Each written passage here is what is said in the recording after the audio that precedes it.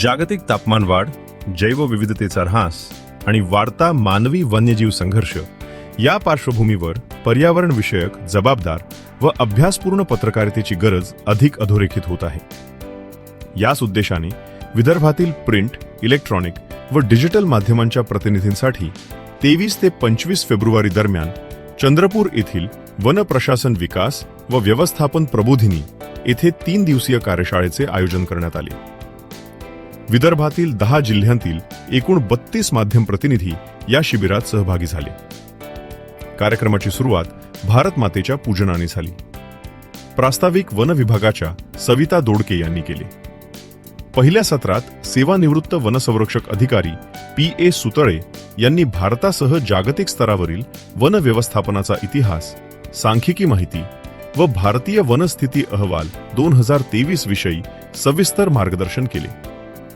यानंतर उपसंचालक वृषाली गाडे यांनी वाढता मानवी वन्यजीव संघर्ष, त्यामागील कारणे व प्रतिबंधात्मक उपाययोजना स्पष्ट केल्या.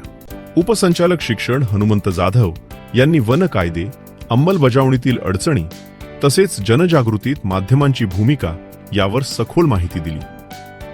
सहाय्यक वनसंरक्षक अनिरुद्ध ढगे यांनी वन्यजीव संवर्धन, जैवविविधता आणि ताडोबा अंधारी व्याघ्र प्रकल्प संदर्भात विशेष मार्गदर्शन केले. प्रशिक्षणार्थींनी ताडोबा अंधारी व्याघ्र प्रकल्पाला अभ्यास दौरा करत वाघ, सांबर, हरिण, गवा, मगर आदी वन्यजीवांचे प्रत्यक्ष निरीक्षण केले. तसेच विसापूर येथील स्वर्गीय अटल बिहारी वाजपेयी यांच्या स्मृतिप्रित्यर्थ विकसित करण्यात आलेल्या जैवविविधता उद्यानाला भेट देऊन वनस्पती तज्ज्ञ अरुणा काळे यांच्याकडून माहिती घेतली.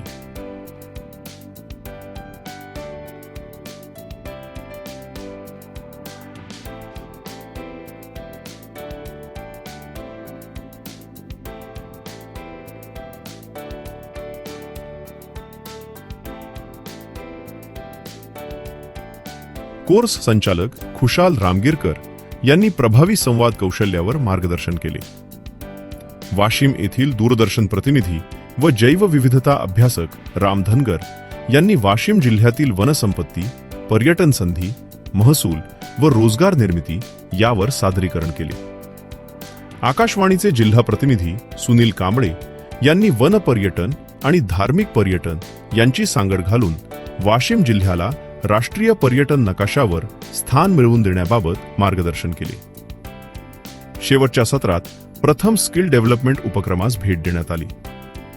सेवानिवृत्त DFO संभाजी गवळी व श्री आत्राम यांनी संरक्षित क्षेत्रातील युवक युवतींसाठी सुरू असलेल्या ब्युटी पार्लर, वेल्डिंग, आदरातिथ्य, कार्यालयीन सहाय्यक व इलेक्ट्रिशियन आदी अभ्यासक्रमांची माहिती दिली. प्रशिक्षित विद्यार्थ्यांना विविध नामांकित कंपन्या व हॉटेल्समध्ये रोजगार उपलब्ध झाल्याचे सांगण्यात आले. समारोप सत्रात अप्पर संचालक उमेश वर्मा यांनी पत्रकारांशी संवाद साधला. पर्यावरणीय बदलांच्या युगात संवेदनशील, अचूक आणि जबाबदार पत्रकारिता ही काळाची गरज असल्याचे मत व्यक्त करण्यात आले. या उपक्रमामुळे वन, वन्यजीव आणि शाश्वत विकास विषयांवरील वृत्तांकन अधिक परिणामकारक होईल असा विश्वास आयोजकांनी व्यक्त केला.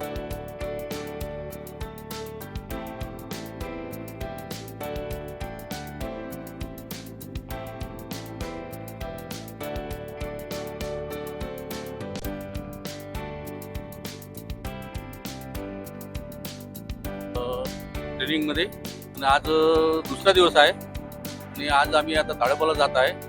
समोर आता बघू पुढचा अनुभव आपण मांडूया. नवभारतचे सर आहेत आपल्यासोबत, काय सांगाल सर?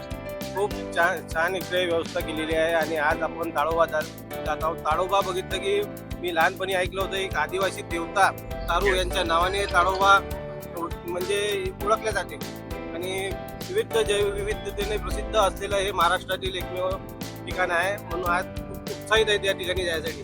प्रकारांसाठी आयोजित या 3 दिवसीय प्रदर्शनीमध्ये आम्हाला बऱ्याच गोष्टी शिकायला मिळाल्या.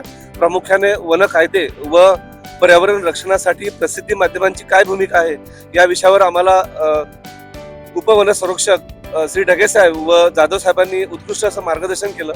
याशिवाय या ठिकाणी राहण्याची आणि आमची भोजनाची जी व्यवस्था प्रबोधनीतर्फे करण्यात आली ती उत्तम करण्यात आली. त्याबद्दल मी सर्व पत्रकार बांधवांतर्फे प्रबोधिनीचा मनपूर्वक आभार मानतो. आणि त्या ठिकाणी जे जंगलाबद्दल जे माहिती दिली की जंगलतोड जे आहे आणि आगीचे जे प्रकार आहे ते कशा प्रकारे आटोक्यात आणायचे आणि पत्रकार आणि जंगलाविषयी जे माहिती आहे याचं एक कोलॅबरेशन आणि त्या माध्यमातून शासन प्रशासनाला आपण कशा पद्धतीनं बातम्या प्रकाशित करू शकतो अशी माहिती त्यांनी त्या ठिकाणी दिलेली आहे. आणि इथपर्यंत तुम्हाला बेसिक नॉलेज येत नाही पत्रकारितामध्ये, कारण फॉरेस्टची पत्रकारिता करणं याच्यासाठी बेसिक नॉलेज खूप आवश्यक आहे आणि हेच बेसिक नॉलेज या उपक्रमातून पत्रकारांना उपलब्ध होत आहे. यासाठी प्रबोधिनीमध्ये ज्यांनी पण हे मीडियासाठी हा उपक्रम सुरू केलेला आहे, माझं त्यांचं खूपच म्हणजे अभिनंदन आहे. पत्रकारांना जे मुळात पत्रकार करतात यानंतर पत्रकारिता हे पॉझिटिव्ह केली पाहिजे. त्याच्यावर आम्हाला उद्देश आला की कोणी निगेटिव्ह बातम्या प्रयत्न करतात त्याची शहाणी शिकल्यानंतर या ठिकाणी खूप महत्वाचं आम्हाला ट्रेनिंग करणार आहे. तर आम्ही पुन्हा मी होत आहे की त्यांनी एवढ्या चांगल्या सगळ्या पत्रकारांना एकत्रित करून सगळ्या वेगवेगळ्या जिल्ह्यातील पत्रकारांना एकत्रित करून वेगवेगळे ज्ञान एकत्रित करण्याचे काम करत आहेत. आणि निश्चितच गाडे मॅडमचं सुरेश सरांचं असो किंवा जाधव सरांचे हे सगळे कायदेविषयक वन विभागाचे जे कायदे आहेत ते आम्हाला निश्चितच आमच्या जिल्ह्यात जाऊन काय काय करता येईल त्याचा फायदा आम्हाला निश्चितच होईल. ते जातात आणि कशा प्रकारे ते संघर्ष चालवतात त्यांचेवाले ते आपण आज इथे सरांनी आपल्याला जाधव सरांनी आणि मॅडमनी पण आपल्याला सांगितलेलं आहे. आणि हा जो कार्यक्रम आहे खूप एकदम खूप छान झालेला आहे आणि मला इथे खूप चांगलं वाटलं.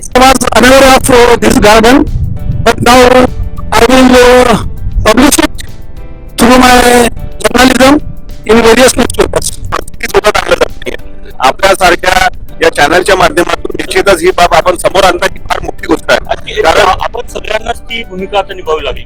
आणि या ठिकाणी म्हणूनच पत्रकारांचा जो वर्कशॉप आपण करतोय, आपण मित्र या ठिकाणी आलेला आहे.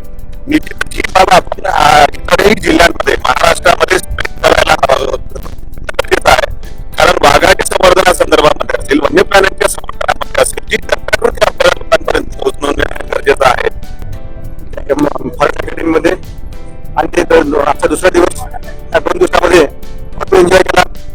अनेक त्यातून माहिती मिळाली आणि तो आनंद झाला. त्यात बॉटनिक वन विभागाच्या कोणत्या बाबी समोर आणल्या पाहिजे आणि वनसंपदा असो किंवा जनावरं असो यांची आपण कशा प्रकारे निगा राखली हा मूळ उद्देश त्या पाठीमागचा होता. आणि वनसंपदा आणि जनावरे यांना वाचवण्यासाठी जनतेने कशा प्रकारे सहकार्य केलं पाहिजे यावर त्यांनी खूप उत्कृष्टरित्या अशी आपल्यास माहिती दिलेली आहे. आणि या 3 दिवसीय कार्यशाळेमध्ये खूप काही शिकायला मिळत आहे. वन विभाग आणि पत्रकार यांचा प्रथमच एवढा चांगला संवाद झाला असं वाटतं. आणि म्हणजे अनेक बाबी जे म्हणजे चंद्रपूर जिल्ह्याच्या बाहेरील पत्रकारांना माहित नव्हत्या किंवा पूर्ण जनतेला माहित नव्हत्या त्या बाबी या निमित्तानं आता बाहेर येणार. म्हणजे या शिबिरामुळे मीडिया आणि फॉरेस्ट यांच्यामधली दुरी कमी करता येईल. अनेक गोष्टी ज्या सर्वसामान्यांपर्यंत पोहोचायला पाहिजे त्या पत्रकारांच्या माध्यमातून पोहोचतील आणि काही कन्सेप्ट क्लिअर होतील. कौतुकाच्या वेळेस कौतुकही केलं पाहिजे आणि अंकुश टोचण्याच्या वेळेस अंकुश देखील टोचता आला पाहिजे. म्हणूनच या ट्रेनिंगच्या माध्यमातून जे काही पत्रकार आहेत निश्चितच त्यांची लेखणी वास्तवदर्शी होईल यात शंका नाही. आणि आता ताडोबा मोहर्लीमध्ये आम्ही एंट्री केलेली आहे. जे काही अनुभव येतील ते तुमच्यासोबत आम्ही शेअर करूच. तुमचा ब्लॉग माहिती तुम्हाला कशी वाटली यावर आपल्या प्रतिक्रिया आवर्जून नोंदवा. माझा सहकारी अक्षय अहिंसोबत मी राम धनगर, ताडोबा अंधारी व्याघ्र प्रकल्प, मोहार्ली, चंद्रपूर.